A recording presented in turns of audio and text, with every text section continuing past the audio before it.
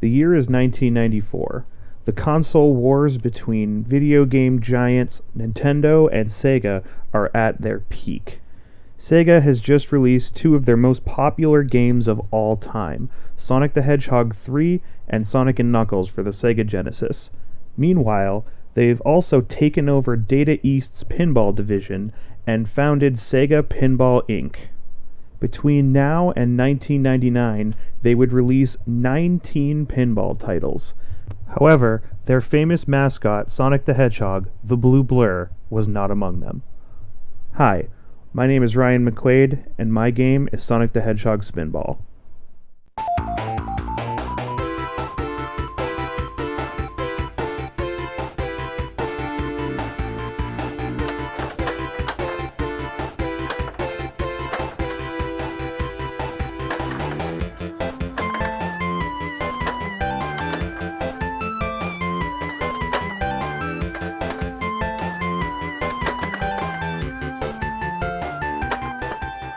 I've been lamenting for years that Sega never made a Sonic pinball machine. Despite having pinball as a recurring theme in the video games, featuring Sonic in several arcade titles such as a coin roller and a basketball game, and putting him on the DMD and even on coil wrappers for their other pinball machines, the fastest thing alive never got his own pinball game. His rival, Mario, over at Nintendo, got two.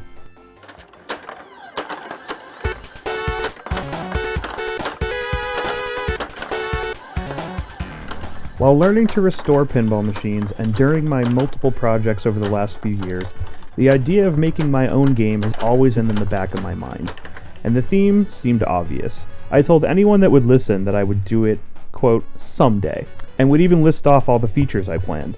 Then one day I decided to write my ideas down and see where the design evolved from there, and so I wouldn't forget them. On a whim one weekend, I designed an 80s solid-state game that I called Cosmic Lady, using the excellent, free Visual Pinball digital platform. The goal of the Cosmic Lady project was to eventually use the new skills to someday make a digital prototype of my dream game, Sonic. It was perfect, no need to buy anything at all, infinite hypothetical parts, and I could try my creations and decide when I had something worth building. After a year of planning during long car rides and excited hypothetical conversations with friends about features and how I would design it, I decided to get to work.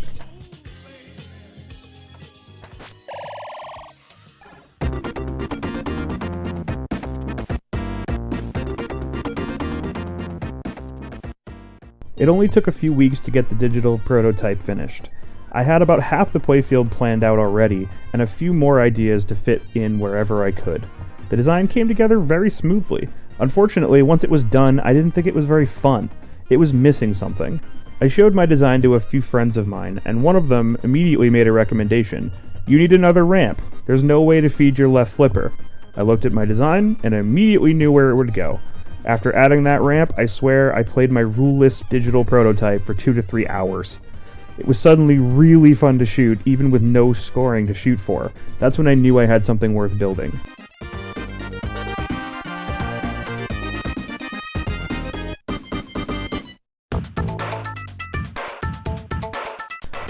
When I started designing Sonic, I knew I wanted to design a late 90s style game, since if it had been made by Sega, it would have been done in the late 90s. I decided to go with a more modern approach to the main gameplay loop. However, in the 90s style, I wanted to have a lot of little things to do on the side that could always happen at the same time, compounding the complexity and making it more fun. A lot of 90s games are actually really simple, but they all have so many small, independent moving parts happening at the same time that they feel really complex. And that's what I decided to go for.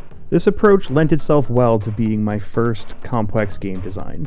I had designed a simpler game with Cosmic Lady, a street-level, early solid-state type game, but making a 90s or a modern style game is a whole nother level of complexity and difficulty.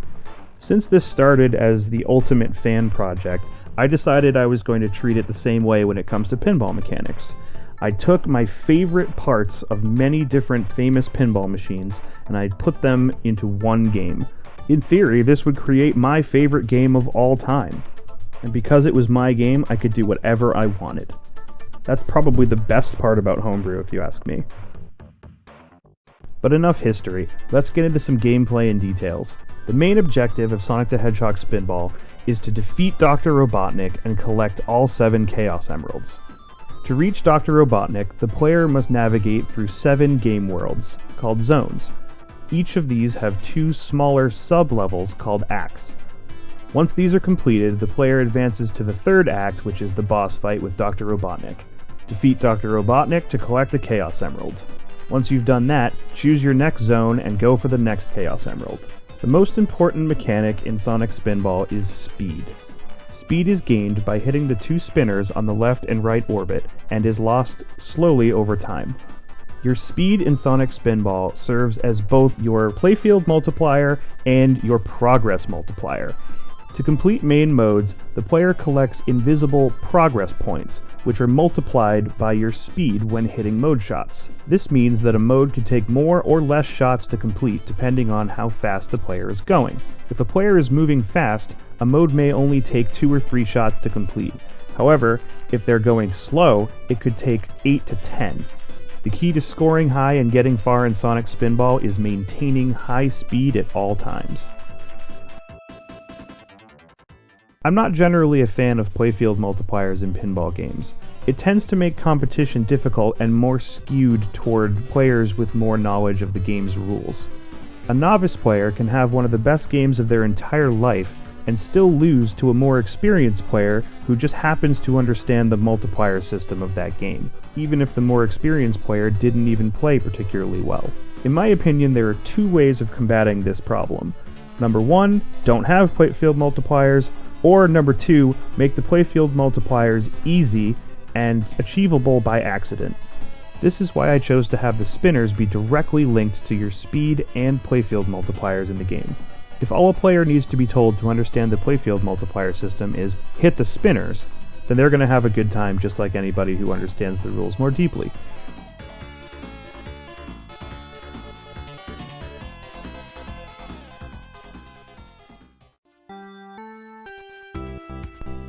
Sonic Spinball consists of 7 main mode shots. From right to left, we have the scoop, the right orbit, the right ramp, the center, the left ramp, the left orbit, and the loop.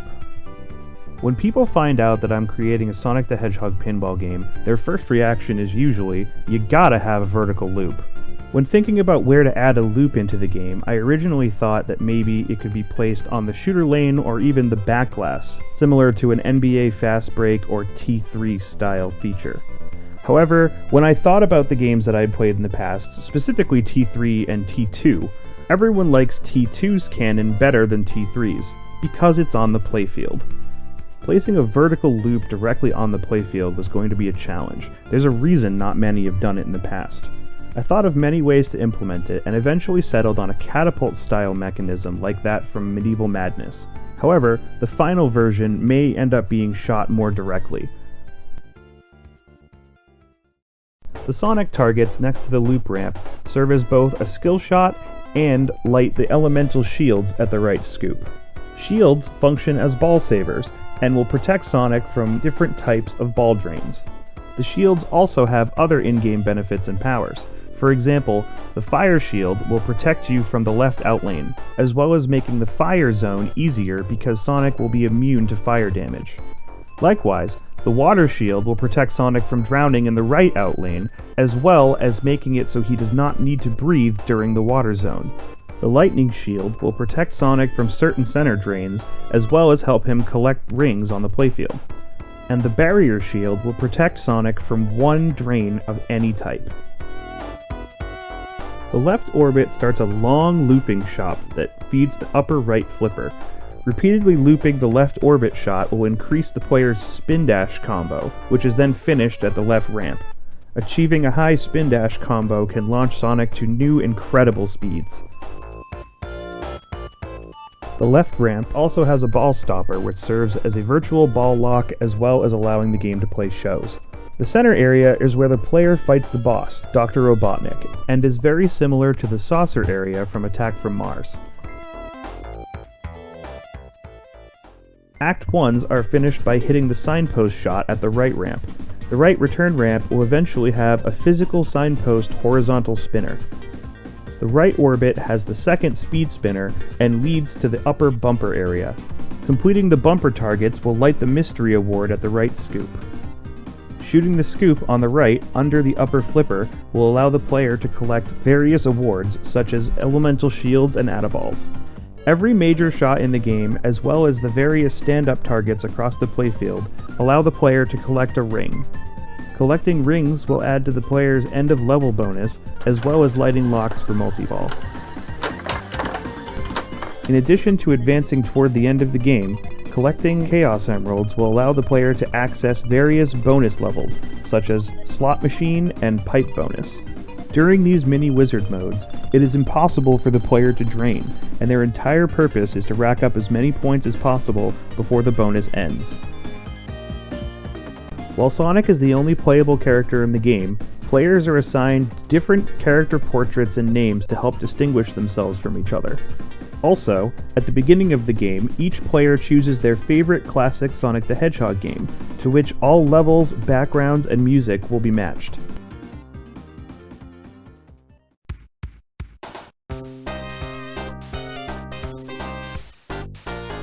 Now let's check out what it looks like under the hood. Sonic is controlled by a Windows PC and the Fast Pinball hardware platform. It runs on two Fast I/O 3208 boards as well as their standard Nano controller. Dual power supplies as well as the Fast Power Filter board provide power to the game. Connected to the Fast platform, we have 15 coils, 60 switches, and over 70 RGB insert LEDs, each individually controlled by a Fade Candy board by Adafruit. The display is a 15.6-inch laptop display powered by the PC via HDMI. For software, Sonic utilizes the Mission Pinball framework. It was programmed almost entirely using the built-in Mission Pinball config files, with only a small amount of custom Python for managing assets.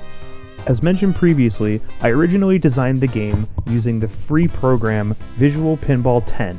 I was even able to start programming the game before actually building anything by using the Visual Pinball to Mission Pinball Framework Bridge, a new feature in the Mission Pinball development stack. I hope to help improve this feature as well as add additional documentation so we can help others get into homebrew without any cost. I even released a playable demo of my game on Visual Pinball 10. Links to the instructions on how to download and play it yourself will be at the end of the video.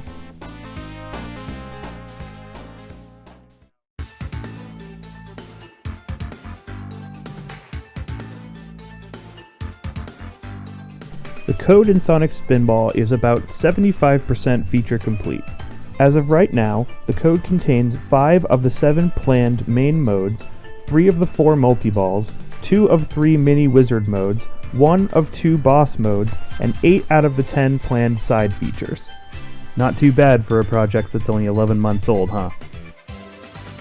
Several additional playfield features are planned for the final build, such as a Dr. Robotnik bash toy above the boss arena, a spinning signpost on the right ramp, and a power-up TV above the scoop with a mini LCD for displaying power-up icons.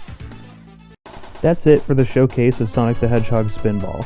I really hope you've enjoyed the project. There are too many people who've helped me along the way to thank in this video. However, I'd like to give a special thanks and shout out to Amber Cyprin for her incredible artwork on this whitewood, as well as the Fast community for all their help with my many questions, and my wife for her input and patience. If you've enjoyed the project and want to follow along, I've included a link to the Pinside thread I used to document the build on screen. I also live stream development at twitch.tv/thecephalopod. If you have any questions, comments, or suggestions, I can also be reached on Pinside under the username McSquid. Once again, thank you so much for watching my showcase. I hope to see you all in person at the Pinball Expo 2021 for the largest display of homebrew pinball ever compiled.